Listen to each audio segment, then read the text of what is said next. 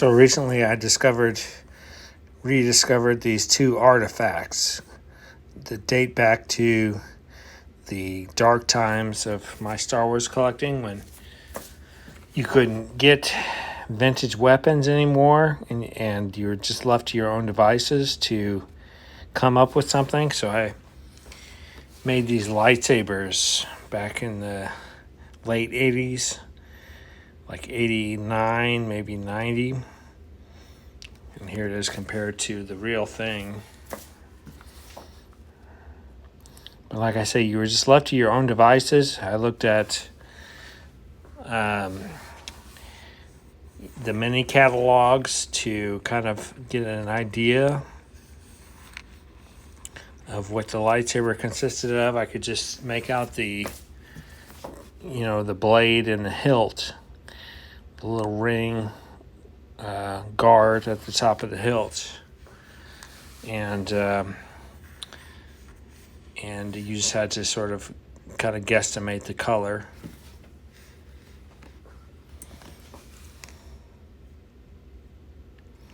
But I wasn't that far off with the color of the green one, though mine was a little bit more yellow. The blue one was a little bit harder to approximate. Very crudely crafted lightsaber. Something that a 12 or 13-year-old would do, which is about, when I made these, a little bit shorter than the actual lightsabers. Like I say, I just had the pictures from the mini catalog to go on, which was very small print, very small photography. Here's another artifact, which was my original Luke Jedi from that time. And you can see on the thumb, in the hand, there's some green paint there. So we will do some comparisons of my crude approximations of lightsabers to the genuine articles.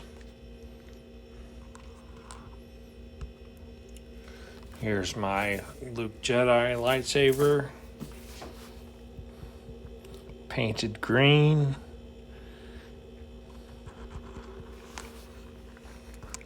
And then here's the real McCoy. And this is, I think, the standard green lightsaber. There's also a lighter green saber that came with a figure. Here's my blue lightsaber.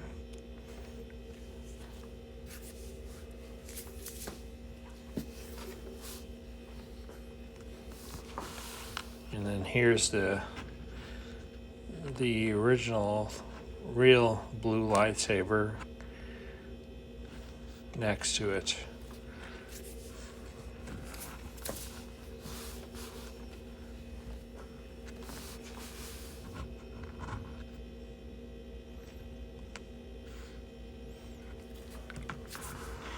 My approximation improv lightsabers are shorter.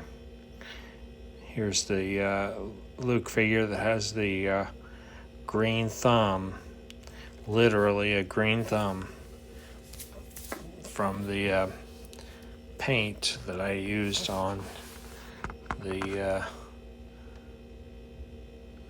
reproduction lightsaber that I made. So what was my holy grail back in the dark times? It was just to have a lightsaber. I had the single telescoping lightsabers for Luke, Farm Boy, Obi-Wan Kenobi, and Darth Vader, but I did not have the lightsabers for Luke Bespin or Luke Jedi. And so you're kind of left to your own devices to come up with a substitute. And these are kind of crudely sculpted, crudely rendered substitutes that maybe a 13-year-old would come up with, which is about how old I was when I made these.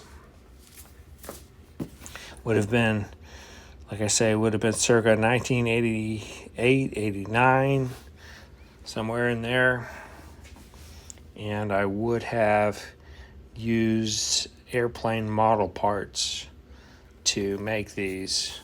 Just kind of the framework pieces that went around the airplane pieces. And then I would have used some model paint to create the colors on top of it. The hilt, or the guard around the hilt, top of the hilt, I think was, if I recall correctly, was electric tape. I cut pieces of electric tape and wrapped them around there, around the saber blade, and then painted them. So to me, these are kind of funny artifacts I recently discovered a day or two ago in a tray that contained some weapons. I was looking for some other weapons to pair up with my loose figures, and I discovered these strange artifacts. Brought back a lot of memories, and I thought I would share them with you. Did you have to create makeshift, make-do lightsabers during the dark times? What are your memories of doing that? Did you use like one of those cocktail lightsabers to those colored swords that came with cocktails? I would have liked to have one of those, actually, back in the day. Anyways, please leave a comment. If you like this video, check out my other vintage Star Wars videos and like and subscribe. Thanks for watching.